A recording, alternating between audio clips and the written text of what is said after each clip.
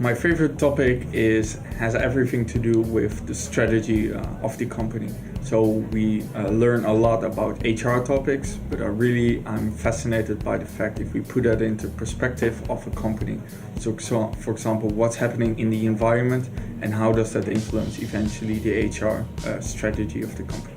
The project that I would recommend to others is really where we're now currently busy with, and that's the creation of something else than regular courses, where you have PowerPoints and assignments, but it's called a lab.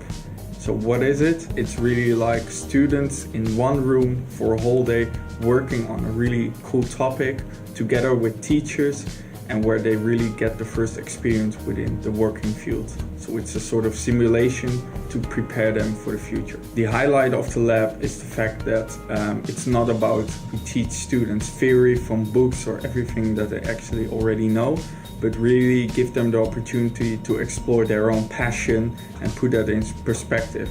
So really learn them to really sell themselves in a way that they really think about, okay, who am I, what is my passion, and what do I actually want to do later on when I start working.